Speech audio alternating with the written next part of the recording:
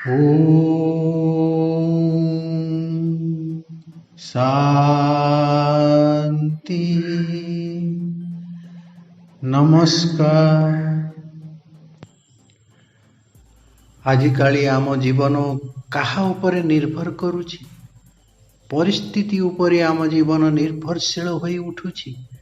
परिस्थिति भितरे पुणी व्यक्ति मानक उपरे, व्यक्ति मानक अवस्था उपरे, व्यक्ति मानक स्वभाव उपरे निर्भरशील हेउछु।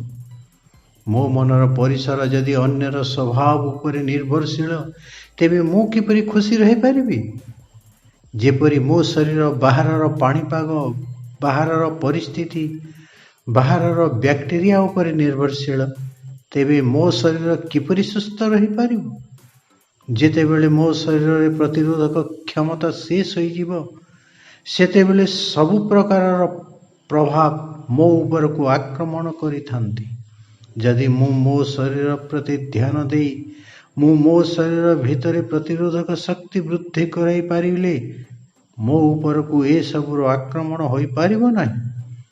जेतेबेले मो भितरे प्रतिरोधक शक्ति कमी कमी जाए, सेतेबेले छोट छोट भाइरस मध्य मते आक्रमण करि दियंती। बाहरर पाग बदली जाए, ठंडा हुए, बन्या बात्या हुए, आउ मो शरीर ध्यान न देवी एवं कहिबी पाणीपाग ठीक नहीं, तेबे मु रोगग्रस्त न हेबी तो किए हेबो? आमे रोगग्रस्त हेबा ना स्वस्थ रहिबा, एही दुई विकल्प आम पाखरे ही अछि। परिस्थिति मोर खुशी उपरे कौनसी प्रभाव न पकाऊ, सेतिपई आमे सतर्क रही थाऊ। सेहीपरि आमे आम मनर ध्यान मध्य रखिबा उचित। परिस्थिति आसिला परे यह संभव होई न थाए। परिस्थिति आसिबा पूर्वरु आम मन भितरे शक्ति प्रथमरु भरी रखिबा को पड़ी थाए। जेपरि पाणीपाग परिवर्तन परे आमे शरीर को ध्यान देई न थाऊ, पाणीपाग परिवर्तन पूर्वरु आमको शरीर प्रति ध्यान देबा को पड़ी थाए। आमे प्रतिदिन आम शरीर ध्यान रखि थाऊ, फलरे बाहरर पाणीपाग जेते परिवर्तन हेले मध्य आमको कौनसी प्रभाव पकई पारि न थाए। शरीर भितरे शक्ति जोगु बाहरर पाणीपाग परिवर्तन हेले मध्य ताहा संतुलित होई रही पारि थाए। जदि बाहरर प्रभाव भीतरर शक्ति ठारू बेसी होई जाए, तेबे आम शरीर को विभिन्न रोग आक्रमण करि थाए। जदि भीतरर शक्ति बाहरर शक्ति प्रभाव को प्रतिरोध करि पारे, तेबे आमे नॉर्मल भावे रही थाऊ, ताहा आमको जणा मध्य पड़े नहीं। ठीक सेहीपरि मनर स्थिति को मध्य ध्यान रखिबा उचित। एहार प्रतिदिन सफाई करिबा, पोषण देवा, व्यायाम करिबा, तेबे बाहरर जेते प्रभाव आसिले मध्य आम उपरे कौनसी प्रभाव पकई पारिबो नाही, जहा आमको जणा मध्य पड़िबो नाही। एही मनर साफ सफाई पाई आमको प्रतिदिन सकाळ और संध्यारे ध्यान जोग करिबा एवं दिन तमाम आम मन को सकारात्मक रखिबा उचित। यह नियमित अभ्यास कले आम भीतरर शक्तिर प्रभाव प्रबल होई पारिबो, जहा फलरे बाहरर कौनसी नकारात्मक प्रभाव मध्य आम उपरे पड़िबो नाही।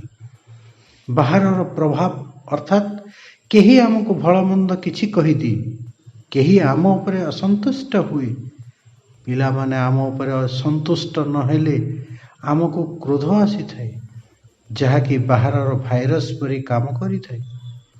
कुहा जाए वर्षार पानी एवं व्यवहार पानी मध्य आकाश पाताल पार्थक्य रही। कहार वर्षार पानीर प्रतिकार अछि, आमे छता किंबा वर्षा दी द्वारा वर्षा पानी रक्षा पाई परिबा, किंतु व्यवहार पानी वर्तिबा भारी मुश्किल अटे, कारण यार कौनसी निर्दिष्ट प्रतिकारक किछि भी नाही। केउ परिस्थिति रे किभली आम उपरे माड़ी आसिबो ताहा आमको निर्दिष्ट जणा न थाए। एणु यार कौनसी प्रतिकारक ही नाही। मनुष्यर माया नारायण को मध्य अगोचर अटे। केतेबेले जे से केउ रूप धारण करिबो ताहा ताकू ही जणा थाए। भावनार सुरक्षा अपेक्षा शरीर सुरक्षा करिबा आमको सहज लगी थाए, କାରଣ ଶରୀରର କିଛି ହେଲେ ଆମେ ଖାଦ୍ୟର ସଂଯମତା, ଡାକ୍ତରଙ୍କ ପରାମର୍ଶ, ଔଷଧ ତଥା ବିଭିନ୍ନ ଚିକିତ୍ସା କରିପାରିବା। କିନ୍ତୁ ଭାବନାର କିଛି ବିଭ୍ରାଟ ହେଲେ ତାର କୌଣସି ଭୌତିକ ଚିକିତ୍ସା ହିଁ କରିପାରିବା ନା ମୁସ୍କିଲ ହୋଇଥାଏ। ଏହାରି ପାଇଁ କୌଣସି ଔଷଧ ହିଁ ନାହିଁ। ଏଥିରେ ମନର ସ୍ଥିତି ଉପରେ ଗଭୀର ପ୍ରଭାବ ପଡ଼ିଥାଏ। ଆଉ ତାକୁ ଉପଶମ କରିବା ପାଇଁ ଆମ ପାଖରେ କୌଣସି ଚିକିତ୍ସା ହିଁ ନାହିଁ। ଯାହା ଅଛି କେବଳ ଆମେ ପରାମର୍ଶ ନେଇପାରିବା, କିନ୍ତୁ ତାହା ଫଳପ୍ରଦ ହୋଇପାରେ ବା ନ ହୋଇପାରେ। ଆଉ ଯଦି ବି ଫଳପ୍ରଦ ହୁଏ ତେବେ ତାହା ସେ ବ୍ୟକ୍ତିର ମନୋଭାବ ଉପରେ ନିର୍ଭର କରିଥାଏ। ଆମେ ମନକୁ ଯଦି ପ୍ରତିଦିନ ସକାରାତ୍ମକ ରଖିବା ତେବେ ଧୀରେ ଧୀରେ ତାହା ଅଭ୍ୟାସରେ ପରିଣତ ହୋଇଯିବ। ଅଭ୍ୟାସରେ ପରିଣତ ହୋଇଗଲେ ତାହା ଆମ ସଂସ୍କାରରେ ପରିଣତ ହୋଇଯିବ। ତେବେ ଆମେ ପ୍ରତ୍ୟେକ କ୍ଷେତ୍ରରେ ଧୀରେ ଧୀରେ ସକାରାତ୍ମକ ହୋଇପାରିବା। ମନ ଭିତରକୁ କୌଣସି ନକାରାତ୍ମକ ଚିନ୍ତନ ହିଁ ଆଣିବା ନାହିଁ, ବରଂ ପ୍ରତ୍ୟେକ ନକାରାତ୍ମକ ଭାବନାକୁ ସକାରାତ୍ମକ ଭାବନାରେ ପରିଣତ କରିବା ଉଚିତ।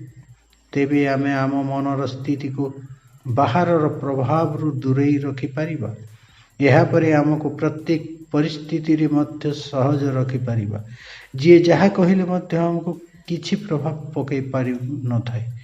ଧରନ୍ତୁ କେହି ତୁମ ସହ ଠିକ୍ ଭାବରେ କଥା ନ ହୁଏ, କେହି ତୁମକୁ ଅପମାନିତ କରେ, ତଥାପି ମଧ୍ୟ ତୁମକୁ ଦୁଃଖ ଲାଗିବ ନାହିଁ। ଏପରି ପରିସ୍ଥିତିରେ ମୁଁ କ'ଣ ଏତେ ଦୁର୍ବଳ ଯେ ଏହି ପରିସ୍ଥିତି ମୋ ଉପରେ ଭାରୀ ହୋଇପାରିବ? ଆମେ ଯଦି ବାହାରର ପରିସ୍ଥିତିରେ ଏପରି ପରିବର୍ତ୍ତିତ ହୋଇଯିବା ତେବେ ତାହା ଆମ ଉପରେ ଭାରୀ ହିଁ ହୋଇଯିବ। ଆମେ ଜାଣୁଛୁ ଯେ ବର୍ତ୍ତମାନ ପ୍ରବଳ ଖରା ହେଉଛି, ତେବେ ଗରମ ତ ଲାଗିବ ହିଁ ଲାଗିବ। ଯଦି ଥଣ୍ଡା ପାଗ ହୋଇଥାଏ ତେବେ ଥଣ୍ଡା ତ ଲାଗିବ ହିଁ ଲାଗିବ। ଆମେ ଜାଣୁଛୁ ବାହାରର ପାଗକୁ ଆମେ ପରିବର୍ତ୍ତନ କରିପାରିବା ନାହିଁ। ତେବେ ସେଥିପାଇଁ ଆମେ ନିଜକୁ କାହିଁକି ଏପରି ଅବସ୍ଥାରେ ଅସନ୍ତୁଷ୍ଟ ରଖିବା? ତାହା ତ ହେବାର ଅଛି। ଏହା ପ୍ରାକୃତିକ, ଆମ ହାତ ବାହାରେ ଅଟେ। ତେବେ ନିଜକୁ ଏହି ପାଗ ସହ ଖାପ ଖୁଆଇ ପରିବର୍ତ୍ତିତ କରିବା ଉଚିତ। ଏହି ପରିସ୍ଥିତିରେ ସମ୍ମୁଖୀନ ହେଲେ ତାହା ଆମକୁ କୌଣସି ପ୍ରଭାବ ହିଁ ପକାଇ ପାରିବ ନାହିଁ। କାରଣ ପ୍ରତିଦିନ ସମସ୍ୟା ଆସିବ ହିଁ ଆସିବ। ଏଣୁ ତାରି ଉପରେ ଆମକୁ ସମ୍ମୁଖୀନ ହେବାକୁ ପଡ଼ିବ। ସମସ୍ୟା ଭିତରେ ନିଜକୁ ଖାପ ଖୁଆଇ ଦେଲେ ତାହା ଆମକୁ ନର୍ମାଲ ହିଁ ଲାଗିଯିବ। ତାହା ଆମକୁ କୌଣସି ପ୍ରଭାବ ହିଁ ପକାଇ ପାରିବ ନାହିଁ। ଦୈନନ୍ଦିନ ଜୀବନରେ ଆମେ କ'ଣ କରିଥାଉ ତାହା ଆମେ ନିର୍ଦ୍ଧାରଣ କରିଥାଉ, ଯାହାଫଳରେ ଆମେ ସମ୍ମୁଖୀନ ହୋଇପାରିଥାଉ। କିନ୍ତୁ ଖୁସି ପାଇଁ, ଶାନ୍ତି ପାଇଁ ଆମେ ତ କୌଣସି ନିର୍ଦ୍ଧାରଣ ହିଁ କରୁନାହୁଁ। ଫଳରେ ଆମେ ଜୀବନରେ ସୁଖ ଶାନ୍ତିରୁ ବହୁତ ଦୂରକୁ ଚାଲି ଯାଉଛୁ। ଏପରି ଦୁଃଖ ଶାନ୍ତିରେ ଥାଇ ସୁଦ୍ଧା ଦେଖାଇ ହେବା ପାଇଁ ଆମେ ଲୋକଙ୍କୁ କହିଥାଉ ଯେ ମୁଁ ବହୁତ ଖୁସି ଓ ଶାନ୍ତିରେ ଅଛି। ହେଲେ ପ୍ରକୃତିରେ ଭିତରରେ ଆମେ କିପରି ଅଛୁ ତାହା ଆମେ ହିଁ ଜାଣିଥାଉ, ଆଉ ମନେ ମନେ ଗୁମୁରି ଥାଉ। ଧରନ୍ତୁ ତୁମେ ଯଦି ଖୁସି ପାଇଁ ଅନ୍ୟ ଉପରେ ନିର୍ଭର କରିଦିଅ ତେବେ ସେ ମଧ୍ୟ ଖୁସି ରହିପାରେ ନାହିଁ। କେବଳ କିଛିଟା ଆଶ୍ୱାସନା ମିଳିଥାଏ, ପ୍ରକୃତ ସୁଖ ଶାନ୍ତି ମିଳିନଥାଏ। ଏଥିପାଇଁ ନିଜେ ନିଜ ଅନ୍ତରାତ୍ମାକୁ ହିଁ ଦେଖିବା ଉଚିତ ଏବଂ ତାରି ମଧ୍ୟରେ ନିଜେ ନିଜର ସୁଖ ଶାନ୍ତିର ମାର୍ଗ ଖୋଜିବା ଉଚିତ।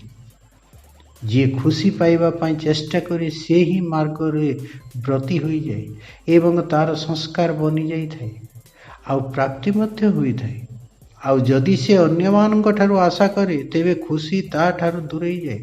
କାରଣ ସେ ଭାବୁଥାଏ ଯେ ସେ ମୋତେ ଖୁସି ଦେବେ, ତା ଠାରୁ ସେଇଟା ପାଇଲେ ମୁଁ ଖୁସି ହେବି। ଏମିତି ଚିନ୍ତାରେ ସେ ଘାଣ୍ଟି ହୋଇଥାଏ। ପୁନଶ୍ଚ ଭାବିଥାଏ ଯେ ସେ ମୋର ଇଚ୍ଛା ପୂରଣ କରିଦେବ। ଏ କାମ ପାଇଁ ଆଉ କିଛି ସମୟ ଯଦି ମିଳିଥାନ୍ତା। ଏପରି ଚିନ୍ତା ମନରେ ତା ପାଇଁ ଆଣିଦିଏ ଦୁଃଖ ଓ ଅଶାନ୍ତି। ଏଥିରୁ କେବେ ହେଲେ ସେ ପାଇପାରେ ନାହିଁ ଖୁସି ବା ଶାନ୍ତି। ଆମର ଇଚ୍ଛା ହିଁ ପୂରଣ ହୋଇପାରୁନି। ଗୋଟିଏ ଇଚ୍ଛା ପରେ ଆଉ ଗୋଟିଏ ଇଚ୍ଛା କରିଥାଉ, ଆଉ ଏହିପରି ଇଚ୍ଛା ବଢ଼ି ବଢ଼ି ଚାଲିଥାଏ। ଆମ ଭିତରେ ଜାଗ୍ରତ ହୁଏ ଯେ ଏହି ସବୁ ଇଚ୍ଛା ଗୁଡ଼ିକ ପୂରଣ ହେଲେ ମୁଁ ଖୁସି ହୋଇଯିବି, କିନ୍ତୁ ତାହା କେବେ ହେଲେ ପୂରଣ ହୋଇପାରେ ନାହିଁ ଏବଂ ଆମକୁ କେବେ ଖୁସି ହିଁ ମିଳିନଥାଏ। ଆମେ ଜୀବନରେ ଏତେ ପରିମାଣର ଜିନିଷ ଭିତରେ ନିଜକୁ ହଜାଇ ଦେଇଛୁ ଯେ ସେ ସବୁ ଗୁଡ଼ିକ କେବେ ହେଲେ ପୂରଣ ହୋଇପାରେ ନାହିଁ। ଏଣୁ ଆମକୁ ପ୍ରକୃତ ଖୁସି ହିଁ ମିଳିନଥାଏ। ଆମେ ଜାଣୁଛେ ଯେ ଆମର ସଂକଳ୍ପ ହିଁ ଆମ ଭାଗ୍ୟ ନିର୍ଦ୍ଧାରଣ କରିଥାଏ। ଅତୀତର କର୍ମ ଫଳ ଆଜି ହିଁ ଭୋଗୁଛୁ, ଆଉ ଆଜି ଆମେ ଯେପରି କର୍ମ କରିବା ଭବିଷ୍ୟତରେ ହିଁ ସେହି ଫଳ ହିଁ ଭୋଗିବା। ନିଜ ଭାଗ୍ୟ ନିଜ ହାତରେ ହିଁ ଆମେ ଗଢ଼ିଥାଉ।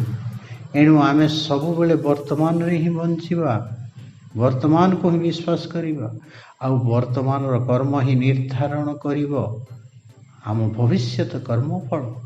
ସେଥିପାଇଁ ବର୍ତ୍ତମାନ ନିଜର ସଂକଳ୍ପକୁ, ନିଜ ଚିନ୍ତାକୁ, ନିଜ କର୍ମ ଓ ବାଣୀକୁ ଉତ୍ତମ କରି ଗଢ଼ିବା ଉଚିତ, ଯାହାଫଳରେ ତାହା ଆମର ଅଭ୍ୟାସରେ ପରିଣତ ହୋଇଯିବ।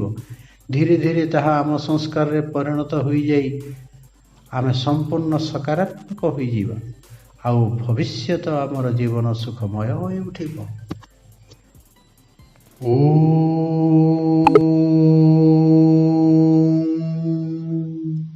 ଶାନ୍ତି।